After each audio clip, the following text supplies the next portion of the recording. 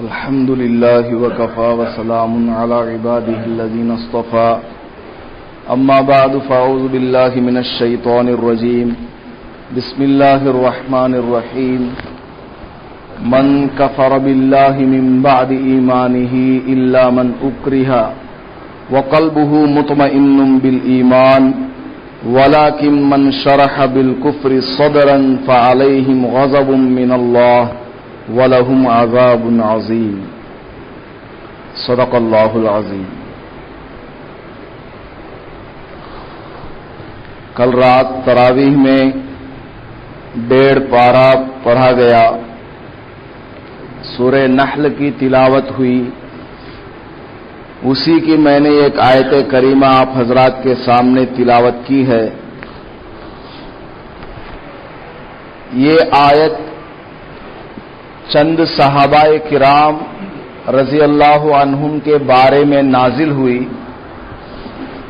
جن کو کافروں نے گرفتار کر لیا تھا۔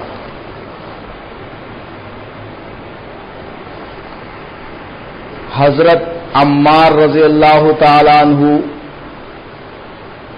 حضرت یاسر رضی اللہ تعالی عنہ اور ان کی بیوی حضرت سمیہ رضی اللہ تعالی عنہا اور اسی طریقے سے حضرت خباب رضی اللہ تعالی عنہ، ان سب کو کافروں نے گرفتار کر لیا تھا۔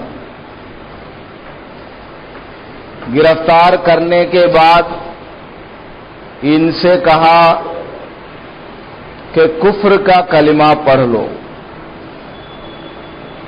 اپنی زبان سے ہم جن خداؤں کو خدا مانتے ہیں، جن بتوں کی ہم پرستش کرتے ہیں، ان کو خدا مان لو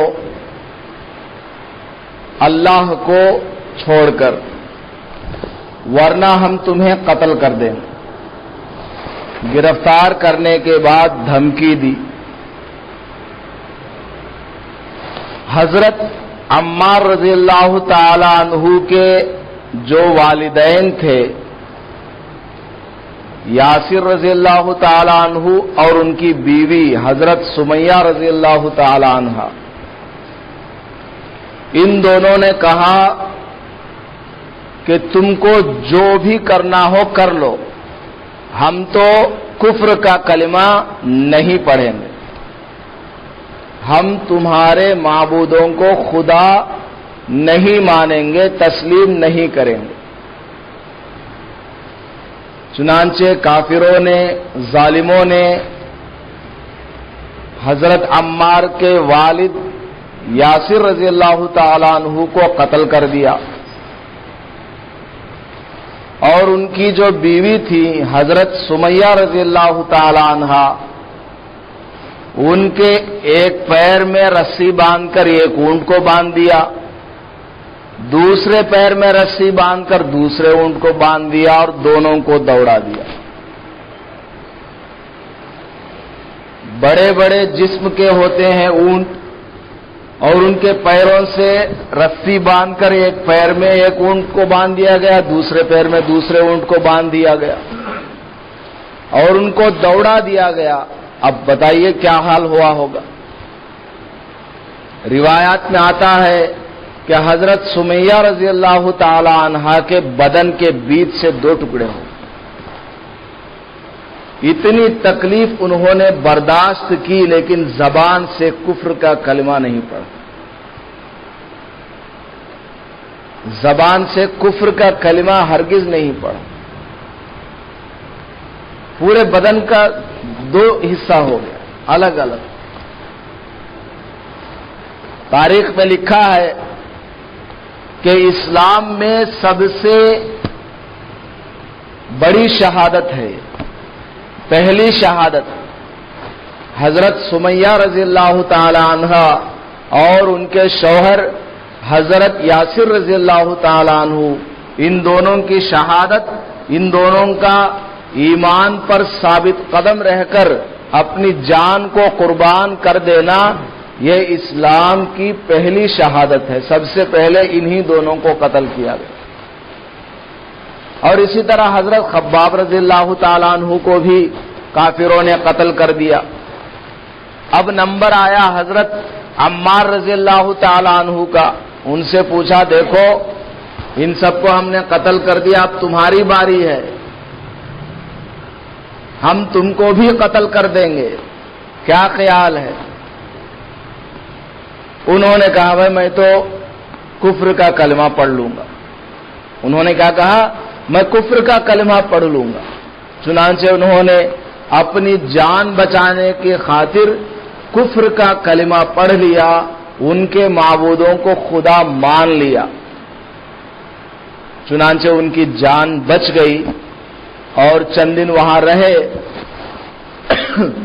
جتنے دن انہوں نے روکا یا نہیں، پھر واپس وہ حضور صلی اللہ علیہ وسلم کی خدمت میں حاضر ہوئے اور عرض کیا یا رسول اللہ، اس طرح ہم کو کافروں نے گرفتار کر لیا تھا، میرے والد صاحب کو قتل کر دیا، میری والدہ کے دونوں پیروں میں 2 اونٹوں سے باندھ کر رسیوں سے ان کو اس طرح شہید کر دیا، حضرت خباب رضی اللہ تعالیٰ عنہ بھی قتل ہو گئے، اب میں جان بچانے کی خاطر کفر کا کلمہ پڑھ لیا اور وہاں سے بچ نکل آیا۔ تو حضور صلی اللہ علیہ وسلم سے وہ سوال کر رہے ہیں کہ اس طرح کا واقعہ میرے ساتھ پیش آیا ہے، اب میں کیا ہوں؟ وہ لوگ تو شہید ہو گئے، میرا کیا حکم ہے؟ تو حضور صلی اللہ علیہ وسلم نے فرمایا اچھا ذرا یہ بتاؤ، جب تم نے کلمہ کفر پڑھا، کفر کا کلمہ تم نے پڑھا تھا، تمہارے دل کی کیا حالت تھی؟ دل کی کیا کیفیت تھی؟ تو انہوں نے کہا یا رسول اللہ میرا دل تو بالکل مطمئن تھا، میں تو ان کو دھوکہ دے رہا تھا، زبان سے کلمہ کفر ادا کر دیا لیکن دل میں اللہ ہی کو خدا مان رہا تھا، اب بھی مانتا ہوں، اس وقت بھی میں اللہ ہی کو اپنا خدا مانتا تھا، زبان سے میں نے اپنی جان بچانے کی خاطر کفر کا کلمہ پڑھ لیا۔ تو آپ صلی اللہ علیہ وسلم نے ارشاد فرمایا پھر تو تمہارے اوپر کوئی گناہ نہیں، تم کافر نہیں ہوئے، تمہارا دل مطمئن ہے، زبان سے تم نے کہہ دیا، اس سے کوئی فرق نہیں پڑتا۔ نیت کا اعتبار تو دل سے ہے، زبان سے کیا ہے؟ ایک آدمی نماز پڑھنے کے لیے آیا، ظہر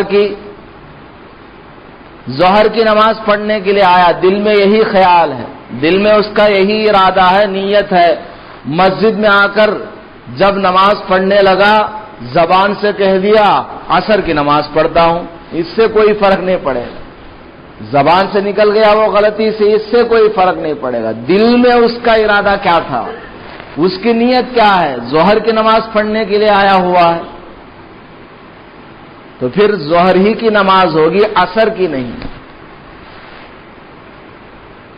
امام صاحب جو ہے تکبیر کہہ چکے ہیں، سورہ فاتحہ بھی شروع ہو گیا ہے، اب لوگ جو ہے 1 کلومیٹر کی نیت کرنے لگتے ہیں، پورا پڑھے تک چھوڑتے نہیں ہیں۔ بھائی آپ کے دل میں ہے امام صاحب جو نماز پڑھ رہے ہیں میں وہی پڑھ رہا ہوں، امام صاحب ظہر کی پڑھا رہے ہیں آپ ظہر کی پڑھ رہے ہیں، ختم بات۔ تو زبان سے کہنے کے چکر میں زیادہ نہیں رہنا چاہیے، زبان سے اگر کہہ لیں تو اچھا ہے، لیکن زبان سے کہنے کے چکر میں آپ کی رکعت ہی چھوٹ جائے، رکوع میں چلے جائے امام صاحب یا رکوع سے کھڑے ہو جائیں، اس لیے دل کی طرف غور کر لیں کہ میں کون سی نماز پڑھنے کے لیے آیا ہوں، ہاں ظہر کی، اللہ اکبر۔ تو حضور صلی اللہ علیہ وسلم نے فرمایا جب تمہارا دل مطمئن تھا تو تم کافر نہیں ہوئے، زبان سے اگرچہ تم نے کلمہ کفر کو ادا کیا۔ تو قرآن کی آیت انہی صحابہ کے بارے میں نازل ہوئی تھی، من کفر باللہ من بعد ایمانہ، جو شخص کفر اختیار کرتا ہے ایمان لانے کے بعد وہ کفر اختیار کرتا ہے، الا من اکرہ، ہاں اگر کسی کو مجبور کر دیا گیا وقلبہ مطمئن بالایمان، اور اس کا دل بالکل ایمان کے ساتھ مطمئن ہے، تو پھر اس پر کوئی بات نہیں، کوئی گناہ نہیں، زبان سے وہ کلمہ کفر کہہ لے، کوئی حرج نہیں ہے جان بچانے کی خاطر۔ لیکن ولیکن من شرح بالکفر صدرا، اگر کوئی آدمی ایمان لانے کے بعد دل سے کفر کو اختیار کرتا ہے تو غضب من اللہ، تو اس کے اوپر اللہ کا غضب نازل ہوگا، اور وَلَهُمْ عَذَابٌ عَظِيمٌ، ایسے لوگوں کو قیامت میں سخت دردناک عذاب دیا جائے۔ تو اس آیت سے خلاصہ یہ نکلتا ہے کہ اگر کسی کو جان کا خطرہ ہے، سفر پہ آپ جا رہے ہیں، کافروں نے پکڑ لیا اور کہا کلمہ کفر کہو ورنہ ہم تمہارا ہاتھ کاٹ دیں گے، تم کو گولی مار دیں گے، تمہیں ہم قتل کر دیں گے، کفر کا کلمہ کہہ دو۔ اب کیا مسئلہ ہے؟ جان بچانی ہے، ہاتھ کو کٹنے سے بچانا ہے، اپنی جان بچانے کی خاطر وہ زبان سے کفر کا کلمہ ادا کر سکتا ہے، کہہ دیو، ان کا دل خوش کرنے کے لیے کہہ دیجئے، کوئی حرج نہیں، کوئی گناہ نہیں ہوگا۔ دل مطمئن ہونا چاہیے، ہمارے دل میں تو ہم اللہ کو خدا مانتے ہیں، جان بچانے کی خاطر ہم نے ان سے کہہ دیا ٹھیک ہے بھائی، تمہارا جو پہاڑ والا بت ہے اس کو ہم خدا مان لیتے ہیں، ٹھیک ہے بتاؤ کیا کلمہ پڑھنا ہے، پڑھ دیجئے۔ جان بچانے کی خاطر اس طرح کرنے سے کوئی حرج نہیں، لیکن اگر وہ بہادری دکھلائے اور کہے کہ میں کفر کا کلمہ ہرگز نہیں پڑھوں گا، میں صرف ایک اللہ کو خدا مانتا ہوں، اس کے سوا تو کوئی خدا ہے نہیں، یہ سب تو پتھر ہیں، انسانوں کے بنائے ہوئے ہیں، یہ کوئی حقیقی معبود تو ہے نہیں، حقیقی خدا تو ہے نہیں، تم لوگ پتھر کو خدا مانتے ہو، چھوٹے چھوٹے پتھر لا کے رکھے ہو، اگر پتھر واقعی خدا ہے تو سب سے بڑے بڑے پتھر کو کیوں چھوڑ دیے، چھوٹے چھوٹے کی کیوں پوجا کرتے، بڑے بڑے پہاڑ کی جا کے پوجا کرو۔ اگر پتھر واقعی خدا ہے تو پھر چھوٹے چھوٹے پتھروں کی پوجا کیوں کرتے ہو، بڑے بڑوں کی جا کے کرو، بڑے بڑے پہاڑوں کو ہی ہار پہناؤ۔ تو اگر کوئی شخص ایسی حالت میں بھی دھمکی ملنے کے باوجود، جان کا خطرہ ہونے کے باوجود ایمان پر ثابت قدم رہتا ہے، دل سے تو ہے ہی، زبان سے بھی وہ اللہ ہی کو خدا کہتا ہے، ان کا کہا ہوا کلمہ کفر یہ نہیں پڑھتا، تو پھر اس کو بہت بڑا ثواب ملے گا، بہت بڑا ثواب ملے گا، شہادت کا درجہ اس کو ملے گا، اس کو شہید مانا جائے گا۔ اس آدمی کو قیامت کے دن اللہ کہیں گے 70 آدمی کو تو اپنے ساتھ جنت میں لے جا سکتا ہے، اس کو سفارش کرنے کا موقع دیا جائے گا، ریکمنڈیشن اس کو ملے گی۔ تو اگر کسی کو اس طرح مجبور کیا جائے، دونوں باتیں ہیں، یا تو ان کا کلمہ کفر پڑھ لیں، اپنی جان بچا لیں، دل آپ کا مطمئن ہو، دل میں اللہ کو خدا مانتے ہو، یا پھر زبان سے بھی کفر کا کلمہ نہ کہیں تو پھر اپنی جان دے دیں یا اپنا ہاتھ کٹوا دیں، تو پھر بہت بڑا اجر ملے گا۔ اللہ تبارک و تعالی نیکی کرنے والوں کے نیکی کو ضائع نہیں کرتا ہے، بہت ان کو اجر دیتا ہے، دنیا میں بھی آخرت میں بھی۔ اگر زندگی باقی رہی دنیا میں بڑی عزت ملے گی، زندگی اگر باقی نہیں رہی آخرت میں بڑی عزت ملے گی۔ علماء فرماتے ہیں اگر کہیں ایسی حالت آ جائے، مثلا نماز کا وقت ہو رہا ہے، اب ایک آدمی نماز پڑھ رہا ہے، ایسی جگہ پر ہے کہ وہاں مسلمان نہیں ہے، اب یہ نماز پڑھنا چاہ رہا ہے، قبلے کی طرف منہ کر کے نماز پڑھ رہا ہے، شروع کرنے جا رہا ہے، آگے چھیڑ خانی کرنے کے لیے چند غیر مسلم آ گئے، کافر آ گئے، دھمکی دینے لگے، اگر تو ادھر منہ کر کے نماز پڑھے گا ہم تم کو مار دیں گے، تمہارا ہاتھ کاٹ دیں گے، ادھر ہمارا بت ہے، ادھر ہماری مورتی ہے، اس کی طرف منہ کر کے نماز پڑھو۔ اگر کوئی اس طرح کی دھمکی دیتا ہے تو پھر کوئی حرج نہیں، اسی کی طرف منہ کر کے نماز پڑھیں۔ دل میں تو آپ خدا مانتے ہیں کس کو؟ اللہ کو، قبلے کی طرف بھی منہ کر کے نماز نہیں پڑھ رہے ہیں، مجبوری ہے، وہ مار دے گا، ہاتھ کاٹ دے گا، مورتی کی طرف آپ منہ کر کے نماز پڑھ رہے ہیں۔ پڑھ لیجئے، قرآن کریم میں اللہ فرماتا ہے اینما تولو، جدھر بھی تم منہ کرو گے فثم وجہ اللہ، ادھر تم کو اللہ ملے گا۔ جدھر بھی ہم منہ کریں گے ادھر ہی اللہ ہے۔ یہ تو قبلہ جو متعین ہوا یہ تو سب آدمی کو ایک طرف کھڑا کرنے کے لیے ہے۔ اگر سب کو یہ اختیار دے دیا جائے کہ بھائی جدھر چاہے منہ کر کے نماز پڑھ سکتے ہو، اللہ ہر جگہ ہے، تو امام صاحب ادھر منہ کر کے نماز پڑھیں گے، مؤذن صاحب ادھر منہ کر کے نماز پڑھیں گے، متولی صاحب ادھر منہ کر کے نماز پڑھیں گے، فلاں صاحب ادھر منہ کر کے نماز پڑھیں گے، وہ تو ہنسی مذاق ہو جائے گا، کھیل تماشا ہو جائے گا، میلہ اور ایگزیبیشن ہو جائے گا۔ تو تمام لوگوں کے کانسنٹریشن کو، توجہ کو ایک طرف کرنے کے لیے کعبۃ اللہ کو متعین کیا گیا کہ ادھر منہ کر کے سب لوگ نماز پڑھیں۔ ساری دنیا کے لوگ، ہندوستان کے رہنے والے ہوں، پاکستان کے رہنے والے ہوں، امریکہ کے رہنے والے ہوں، کہیں کے بھی رہنے والے ہوں، سب کعبے کی طرف منہ کر کے نماز پڑھیں۔ ایک پنڈت جی تھا، آج سے 100 سال پہلے کا واقعہ ہے، ایک بہت بڑے عالم گزرے ہیں، مظفر نگر یو پی کے رہنے والے ہیں، حضرت مولانا اشرف علی تھانوی رحمت اللہ علیہ۔ ان کو حکیم الامت کے نام سے یاد کیا جاتا ہے، یہ ان کا لقب ہے، ٹائٹل ہے، بہت بڑے عالم تھے، 1,00,000 مولوی ایک طرف اور وہ ایک طرف، اتنے بڑے اللہ والے۔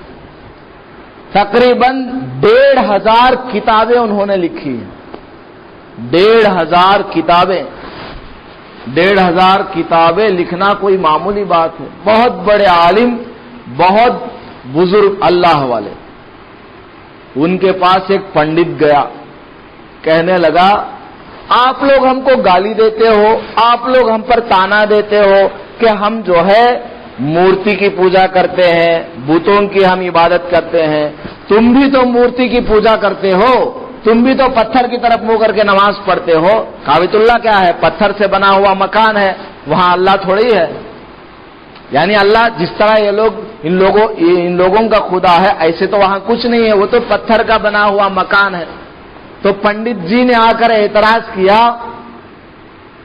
کہ ہم لوگوں پر تم اعتراض کرتے ہو کہ ہم مورتی کی پوجا کرتے ہیں، تم بھی تو کعبے کی طرف منہ کر کے نماز پڑھتے ہو، اس کے سامنے سجدہ کرتے ہو، تو تم بھی تو پتھر کی پوجا کرتے ہو، تو ہم دونوں برابر ہوئے۔ تو حضرت تھانوی رحمت اللہ علیہ نے فرمایا نہیں، تم مورتی کو خدا مان کر پوجا کرتے ہو، ہم کعبۃ اللہ کو خدا نہیں مانتے ہیں، ہم کعبۃ اللہ کو خدا نہیں مانتے ہیں، وہ تو ایک جہت ہے، ایک ڈائریکشن ہے، تاکہ سب لوگ مل کر ایک طرف ہو کر نماز پڑھیں، ایک سوئی ہو، کانسنٹریشن ہو، توجہ ہو۔ اس کو ہم برکت والا مکان مانتے ہیں، برکت والی جگہ مانتے ہیں، اس کو ہم خدا نہیں مانتے، تم تو پتھر کو خدا مانتے ہو۔ اچھا یہ بتاؤ، تم لوگ اپنے مورتی کے اوپر چڑھ جاؤ گے، اس کے سر پہ پیر رکھو گے؟ کہنے لگا یہ تو بالکل ناممکن ہے، ایسا تو نہیں کریں گے، جو پیر رکھے گا اس کا پیر کاٹ دیا جائے گا۔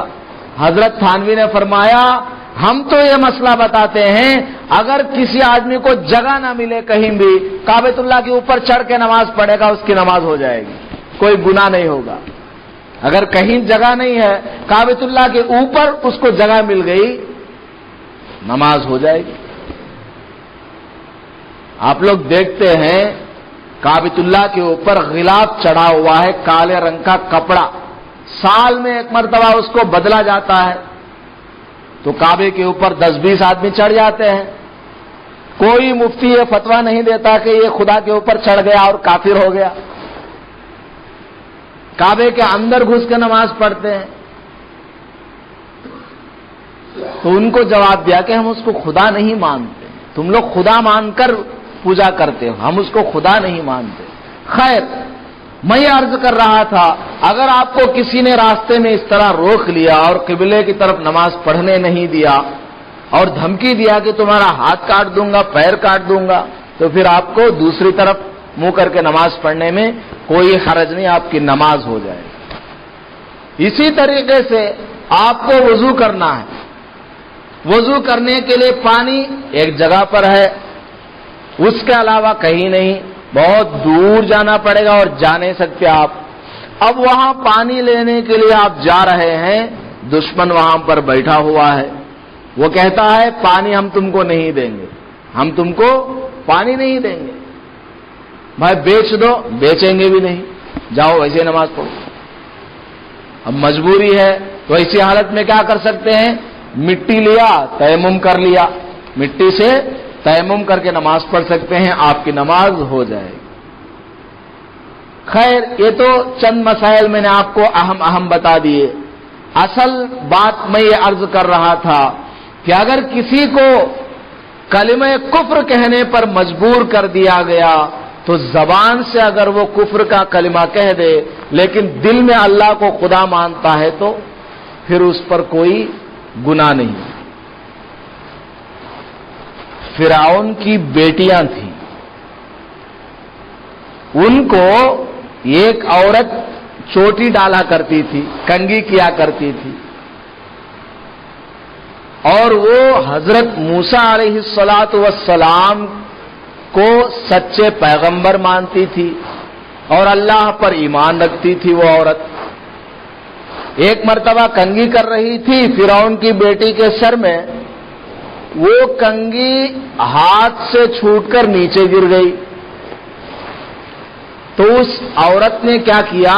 کنگھی کو اٹھاتے ہوئے بسم اللہ پڑھ کر اٹھایا، کنگھی کو اٹھاتے ہوئے اللہ کا نام لیا اور اس کنگھی کو اٹھایا. تو طریقہ بھی یہی ہے، ہمیشہ اللہ کا ذکر کرنا چاہیے. کوئی بھی اچھا کام کرنے جا رہے ہو اللہ کا نام لینا چاہیے.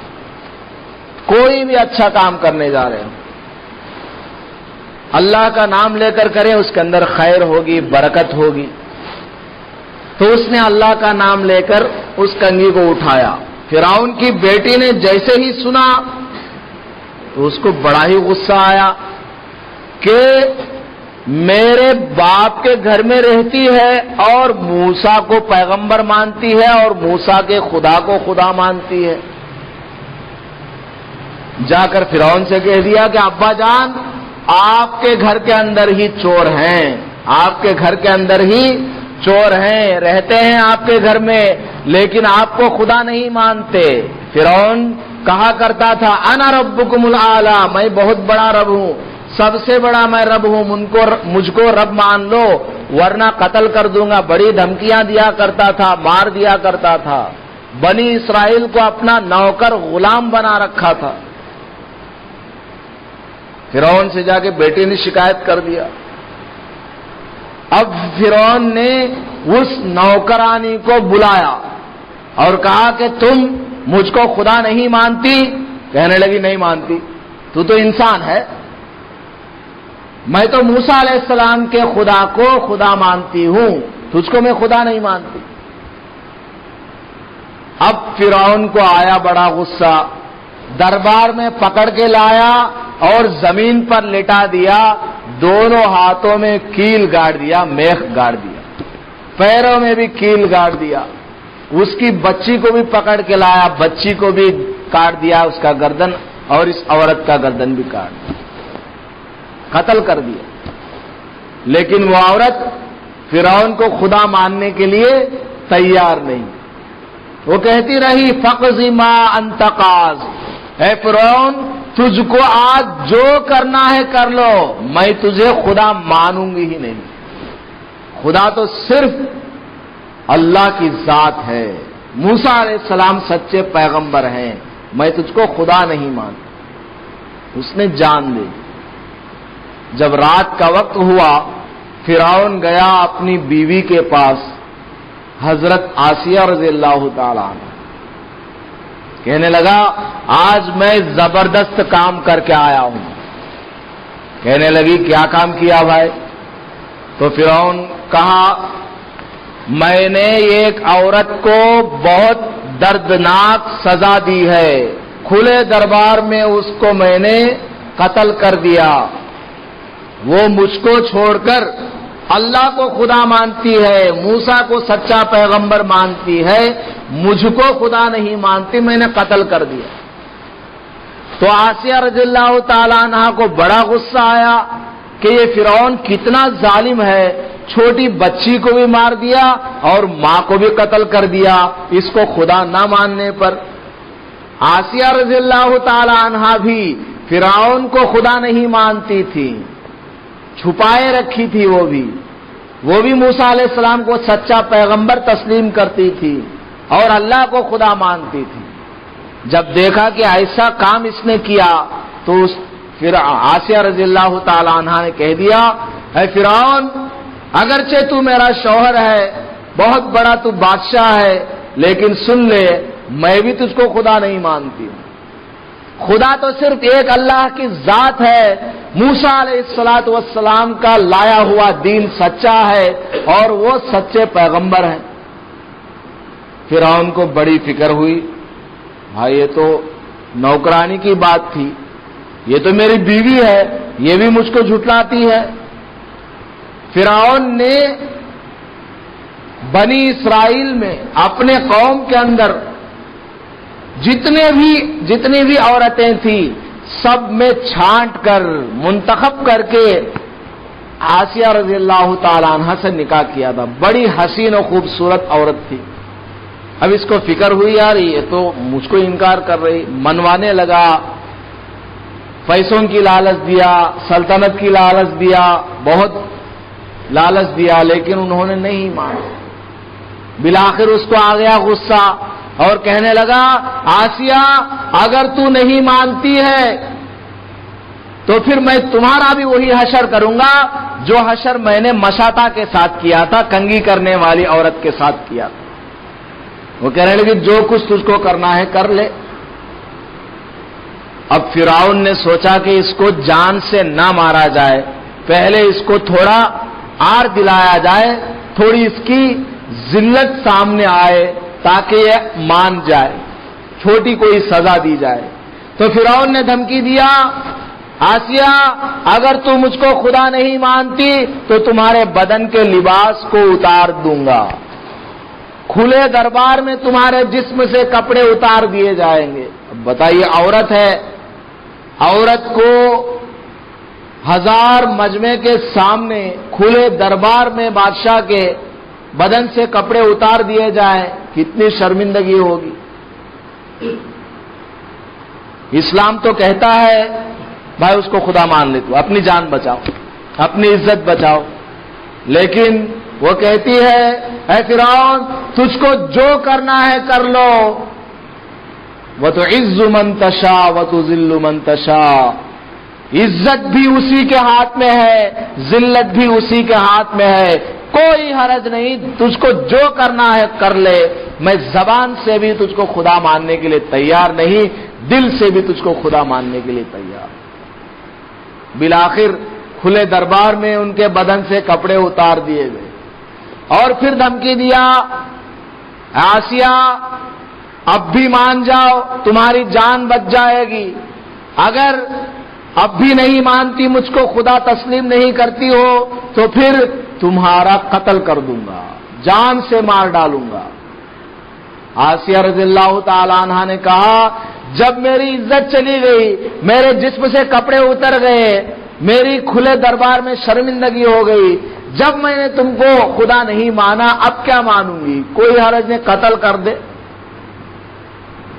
فرعون نے سپاہیوں کو حکم دیا کہ اس کے بدن سے کھال اتارو، اس کے بدن سے کھال اتارو. بتائیے عورت ذات ہے, کتنا نازک بدن ہوتا ہے, ان کے بدن سے کھال کو اتارا گیا.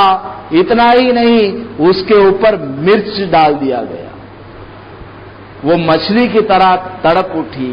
بڑی انہوں نے تکلیفیں برداشت کی اور اللہ تعالیٰ سے دعا کی, رب ابن لی عندک بیتن فی الجنہ, اے اللہ یہ فرعون آج مجھ کو اپنے گھر سے نکال رہا ہے, اپنے دربار سے نکال رہا ہے, یہ مجھ کو اپنے گھر کی لالچ دے رہا تھا, مال و دولت کی لالچ دے کر اس کو خدا منوانا چاہ رہا تھا. اے اللہ میں نے اس کو خدا نہیں مانا, میں نے اس کے مال و دولت کو ٹھکرا دیا, اس کے بادشاہت کو میں نے ٹھکرا دیا.